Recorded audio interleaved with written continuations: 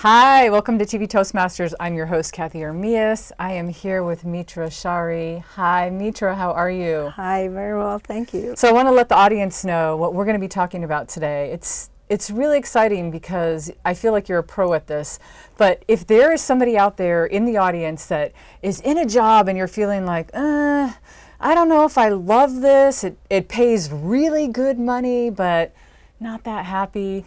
You're the person, you're like the poster child for this, right? Yes. Because what we're going to talk about today is you changing careers, not once, but twice. Well, and a lot of other things in the middle too, but two major. More like 3 times. Yeah, maybe 3. Okay, so we're going to talk about that. So tell me about that. Let's go back to the beginning. Start from the beginning. What was your very first job when you came my in? dream job would have been to become a coach. I was a basketball player in high school and then college in Wichita State. But being a coach, originally from Iran and coming from Iran for education, it was not good enough to just be a coach.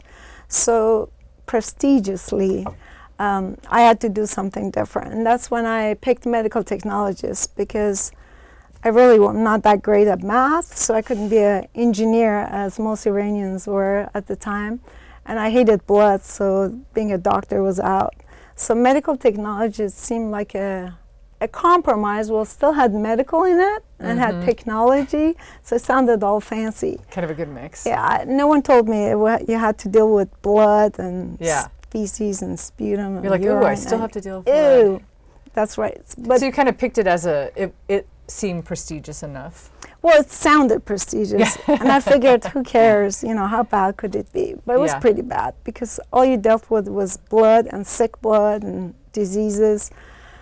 But I was good at it, really good manual dexterity. I'm very efficient, I'm very fast, and I was good at it. So I even got my specialty in histocompatibility specialist, where you do tissue typing, and I was really good at that. So I think my license at the time in early 80s was 49. So it was I even was flown to Loma Linda to do the baby to baboon heart transplant. Oh, yeah, I remember that. Yeah, and I actually was there for 6 weeks through UCLA to help with the testing.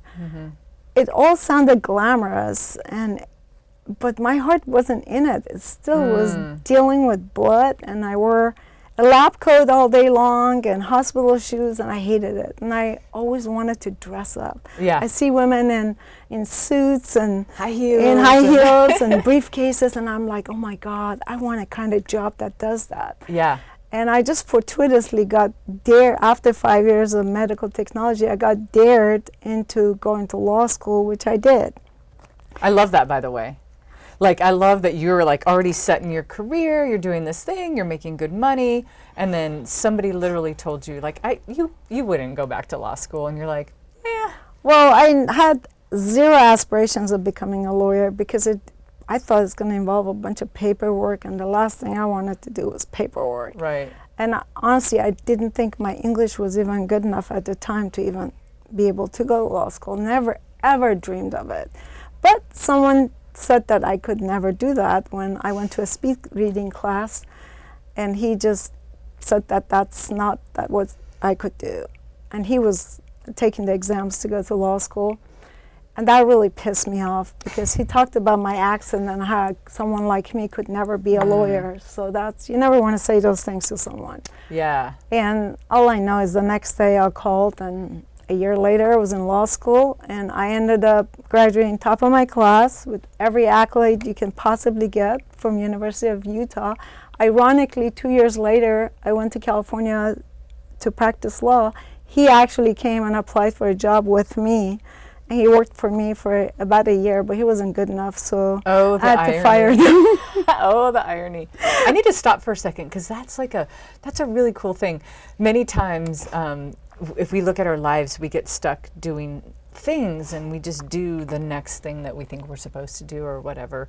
But you make a really big point here that sometimes when somebody motivates you to do something, like, even though it's negative motivation at the moment, it turns out really positive. Right, and when I first started actual practicing, I loved law school. It was the greatest thing in the world, because you're just learning all this amazing stuff. Yeah. So, but then after I graduated, working is different, and I was very insecure about it because I got a job at a defense firm. So I decided to keep my medical technology license, and I remember the first few months, I would just be tempted, maybe this is not for me, maybe I need to go back. And then I decided one day that I was going to inactivate my license, because if I just thought I could go back, so I actually surrendered my license to burn all my bridges because I didn't want to go back. So why was I just looking back? Because it was habit. It was easier. This was scary. Yeah. Having to be a lawyer, it was scary.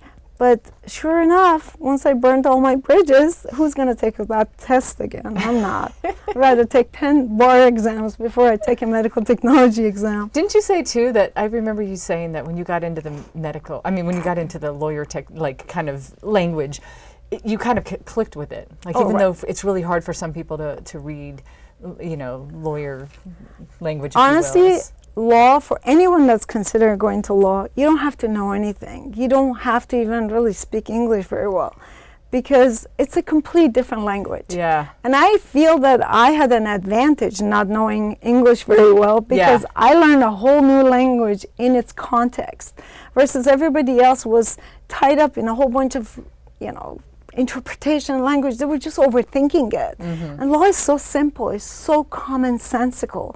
To me, it was like, I could not understand why people were struggling over it. Now, I struggled with history because I had never taken history in this country. So like FDR, I didn't know if it was a treaty, if it was a person. I had no idea. And I remember in my essay, I had to do 3 analyses. And I would write, if FDR is a person, this is the analysis. If FDR is an object, this is the analysis. If FDR is a treaty, this is the analysis. But after a while, you just like Bill. I had no idea Bill was what turned into law. I thought Bill was what you got at a restaurant, because I'd been a waitress, and that was the bill. Right. But it worked out. So you never know what your aptitude is till you really expose yourself to different things. And had I not been dared, I would have never realized what a world, it just opens up your mind and your world. And there's so much you can do with a law degree. You don't necessarily have to be a litigator. There's so much you can do. So if there's anyone out there who's even thinking, dreaming of it, don't even think it's hard. None of that. You go in there, you will be shocked. I think law school does few things to people, because I was competing with Ivy League undergrads, and I think some of them came in there thinking they were the cream of the crop. Yeah. And it's amazing how demoralized some of them were, because they were ended up at the bottom of the class no matter how hard they studied. And then there were people who, like me, never thought I could ever. Just clicked. And then you rise up to the top, and everyone else is in between. So it can either completely build your ego or completely destroys you, depending on your aptitude, whether you like it. And even after you graduate, there's so many different avenues you can go. You can do public defender work. You can actually work for government. You could do private firms. You can be on plaintiff side, defense. You can do criminal. You can do civil. There's a lot of different opportunities. So you got in there, Mitra. It's awesome. You're definitely the kind of lady who's like, hey, when I do something, I'm going to do it 100%. I'm not going to do it any less. And that's cool. It's kind of interesting to think that your life could have been different had the dare been something different, right? It could be different. But what's kind of like the big lesson in there for people? Like if somebody's sitting at it, somebody's watching you right now, they're like, I'm not in love with where I'm at, but I'm scared. Like, what if I don't like this other thing? Well, I think I can tell you a situation right now I am. The last 2 years, I love my practice, and I'm extremely successful, and I love my clients. I love helping people, but it's kind of flatlined for me. I just don't have the passion and excitement like I used to have. And I just feel like somehow life is pulling me toward a different direction. And fortuitously, I've been getting opportunities to do keynote speaking, motivational and inspirational talks, as well as mentor high school and college kids to go to law school. So I find that really interesting. And I actually, through my work from representing employees when they're wrongfully terminated or sexually harassed, I actually motivate them during mediation or before depositions or throughout the case to be more than what they are, because ultimately lawsuit's not going to get you much, Right. regardless of what you recover. Your life's going to go back to normal after a year. The point is, by coming across my path, I'm hoping to inspire you to do something with your life. And I'm so happy to say that there are people who have actually been inspired to. A few people have gone to law school. I've had people that started their own businesses because they're wasting their talent, their energy, and their time on other people. And they always complain to me that I'm the one who's running the show, I'm the one who's doing this, which begs the question, if you truly believe that, why not do your own thing? Yeah. But it's fear that, well, what if I this? But that's just fear talking. Those are not real rational. The fact is, if someone told you, I will guarantee you, you won't make any money for a year.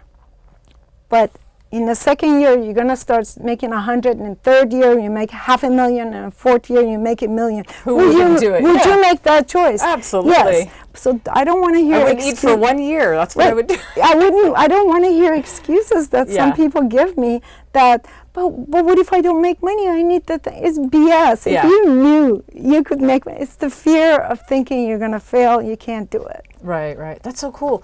Mitra, it's awesome. I want to talk to you a little bit more about how you got into that. It sounds so cool. It just kind of came together. We're going to take a really quick break. And when we come back, what we're going to hear about Mitra's third career, right? That's what we're going into, is like a step into the third career. So welcome. We'll be right back for TV Toastmasters. Hang tight. Welcome to an opportunity to take the next step of your professional speaking journey. I want you to be honest with yourself. Have you ever wished you were a star in a television show? Or at an event where the media is interviewing bystanders and you are wanting to be picked to give your opinion of the event? Or even in the smallest sense, you're at a sports game and secretly hope that your smiling face would appear on that big jumbo screen TV? But the jumbo screen always finds the fans with the painted faces. And you think to yourself, maybe next time.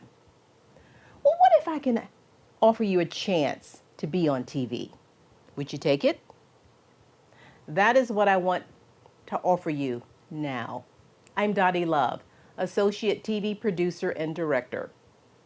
Toastmasters International is one of the largest organizations whose mission is to help improve your speaking skills.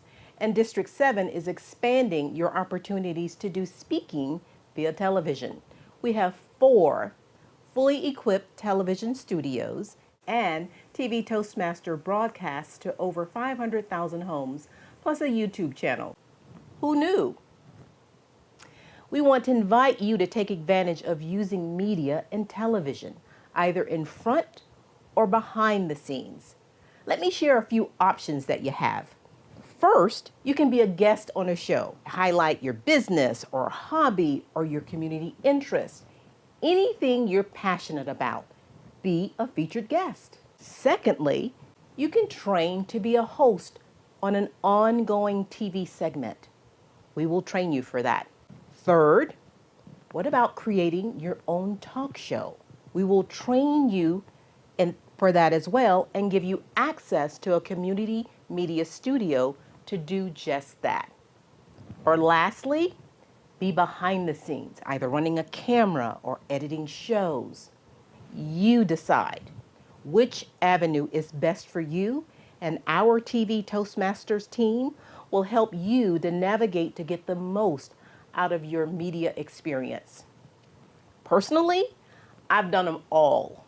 I started as a guest, went to hosting, up to directing my own TV show. I don't tell you this to impress you. I tell you this to impress upon you that your personal growth with Toastmasters is directly related to what you take advantage of. And I encourage you to be bold in looking for opportunities to stretch and grow. If this intrigues you, or if you have club members who you think that might be interested in this, please contact us here at TV Toastmasters. I'm Dottie Love, and you can reach me or any of us in the TV Toastmasters family at the contact information at the bottom of the screen. You can also find us on the web. Our website is 7512.toastmastersclub.org. Hi, welcome back to TV Toastmasters. I'm your host, Cathey Armillas. We are back for a second segment with Mitra Shahri. Mitra, welcome back. Thank you. Exciting, a little quick recap. We were talking about how you have changed your career several times, like really big jumps.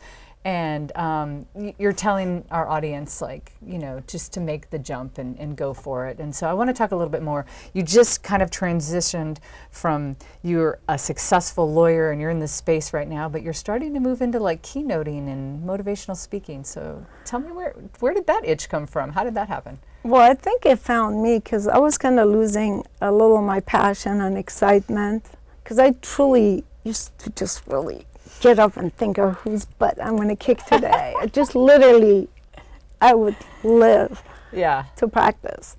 And the last few years, I think also I got married 12 years ago, and I just have such a loving relationship that I think before, since I was single and not in a secure relationship, I think a lot of my energy went to my business, and I kind of transferred my love and life into my practice. So some of it, I'm not sure if it was real passion per se, but I do love my practice. I still love it. But you put a lot of your focus in it. Right, and I find that the part of my practice that I love the most is giving my clients advice, life advice, even relationship advice, because I think they're all interrelated. I think you can be so much more successful if you are in a healthy, happy relationship. And people who are really struggling, sometimes if they look and they think they don't like their work or no one's given them an opportunity to move up, and I hear a lot of women say that. And sometimes I think if they look at their personal relationships, they realize they have a lot of toxic people in their lives. And maybe the person that should be a good support for them is actually the one who's holding them down. Because I've heard through my clients that sometimes when they kick someone to the curb and all of a sudden they rise up. And that's part of, I feel like, part of my counseling, because you can see abusive spouses or abusive relationships, and you kind of motivate people that they deserve better, but they're scared. And when they do it, or they see someone that has done the same, or I can tell them stories about my other clients without naming the client, but kind of given a situation, they kind of feel inspired, or maybe I'm not alone. So I think because of that, I find that that's the best part of my practice. And before you know it, I got, someone asked me to just talk about law. I think it was with the LGBTQ population, and I just loved it. And before you know it, I think I may have talked about law for 10 minutes, and then the rest of the 50 minutes was just motivating, and that just kind of, transpired to a few more keynote speaking, to a point that I just love doing it. Because I see some of the people that come afterward and tell me their story and how they think this really helped them, that just makes me feel good. And I feel like awesome. That's what I want. And the struggle that I'm having is that I'm going to be giving up a big chunk of my income to do these other, what people call extracurricular activity. But who says I'm not going to be 10 times more successful than what I am now? Right? Everyone's thinking is, if I give this now, I'm not going to have. No, you can follow your passion. What's the money worth anyways if you're not happy, right? I mean, it's, I think it's I agree. I honestly rather be live in a shed and be happy than live in a mansion and be miserable. I've always said that. But isn't it too, like, I mean, you'd be the perfect person to ask about this, but I think anytime you go from one area of expertise to another, there's an ecosystem in there. And really all you have to do is get in there and kind of figure out the ecosystem, right? Right. And I think one thing people forget, you really never just giving up something. When you work anywhere, you gain experience with people. I mean, all jobs are the same. Product may be different, services may be different, people are the same, dynamic, sales is the same, management, everything's kind of the same. So if you've mastered one area, moving on to the second career, it's going to be so much easier. It's just figuring out the logistics. Right, and people think like they're going to have to go through the same horrible you know, training that went Right. like 10 years ago when they started, and it's not true. I mean, you will have a learning curve, but then you quickly get in there and you're going to be better with people, with relationships, with everything. You can rise up really fast. So it's almost kind of like throughout your life you've went through and you've pulled pieces of life experience into everything that you've done, and it's all piled up and made what you're doing now possible. And honestly, when I speak, what do you think I talk about? What my experiences, Yeah. and where my experiences come Totally. from law, from playing basketball, from being a med tech, Comedian. I did some stand-up comedy. I had to give it up when I met my husband. He gave me an ultimatum. He gave you an ultimatum and see the See the comedy. man. Yeah, it's true. That's, And you're like, you're comedy enough for me for my whole life, so I'll do that. I don't regret that choice. No, that's so. awesome. That's so fantastic, Mitra. So how are you practicing your speaking? Like, I heard you go to Toastmasters. You're here Yeah. at TV Toastmasters. And actually, last April is when I thought, how am I going to practice my speaking? Because it's something to yap when you're by yourself or with people or Right. friends. It's something else to actually get on a stage and speak to other people where you capture their attention. Right. So it's like, well, how do I even get myself that opportunity? And I remember Googling, and I came across Story-Masters, which was a division of Toastmasters, and it was close to my house, so I went. And it was amazing how loving and supportive they were, and right off the bat, and I felt like right off the bat that I fit. So, and I kept continuing to go once a week, and it's just been amazing. You get the opportunity to get up there and talk, but not only that, it's almost like healing, because you get to talk about your life story, Right. about things in your life, and with a really comfortable group of people. For the first time, I understood why people go to AA. Yeah. Just to come and chat it This up, is huh? kind of Yep, and kind of talk to your people and stuff. No, I get that. Yeah, so what do you think about Toastmasters for people that aren't interested in changing a career to being a public speaker or a professional speaker? And there are some people in our class that they have no aspirations, and I tell you the perfect one is one gentleman that I think he started the week before I did, and he literally, I remember sitting next to him, and he was shaking, and he wasn't even speaking, but he had to critique other people's speaking, so he was just anticipating his turn to come, and he literally was shaking, and I thought maybe he was cold, Yeah. but he just so terrified. Fast forward 3 or 4 more sessions, and the first time he ever spoke, his hands were shaking with the paper, and he had to read it. Now, the guy gets up, and he's hilarious. No paper, No shaking. He's just shaking, and and he says on that it. he's gotten so much better. He's gotten into management positions at work. He's just more comfortable with people.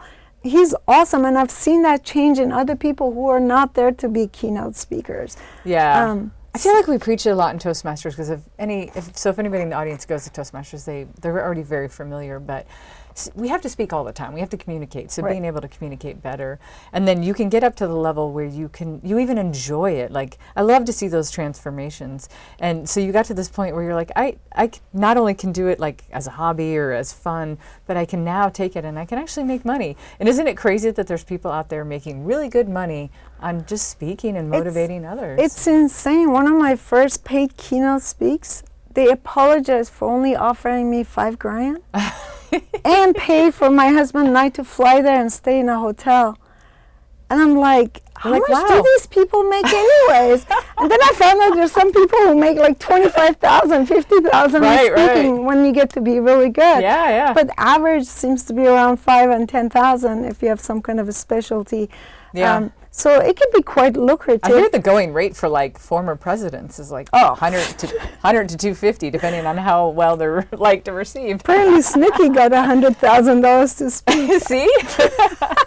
So, kind of wrapping this up, you've had 2 really great careers, and you're embarking on a third, and just, give the audience like your last tip to like, doing, kind of following your footsteps. You're really inspiring, Mitra, of just kind of following your passion and doing what you love and knowing when a phase is over or when to close it out. I honestly think first thing is to sit and have a talk with yourself and ask yourself, are you really happy when you go to work? I don't mean just, I love this job. I mean, are you miserable? Yeah. Because there's so many people that are miserable at work and they hate it. Do you get up and say, oh God, I gotta go to work? Do you look forward to Fridays? It's like, oh, thank God I'm over. Or you look forward to your lunches just to be out of work? Then you need to get out of there. It's toxic. It's shortening your life. And it's just, your joy is gone. That's not the job for you. Either find a different job in the same company that perhaps slowly try out that you may have never thought about. Or just get out and go for your passion, and don't worry about whether you're going to make it or not. People made money off of pet rock. People make money off of the stupidest thing in the world. The fact is, if you have passion towards something, you will make it. You will make it. You just have to burn all your bridges and stop whining, and really just, this is what I did with myself. I really told myself to shut the heck up. Stop whining.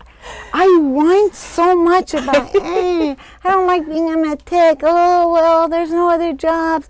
You know what? Stop whining and just get it done. You can do it. Mitra, that's so awesome. I love that. Burn the bridges, stop whining, just do it. I love that. That's fantastic. Thank you so much for being on the show. Thank you for inspiring our audience to, to be more, and can't wait to hear how you embark on this new career. My pleasure. Thank you so much for joining us at TV Toastmasters. Please join us again, and thank you to our guest, Mitra.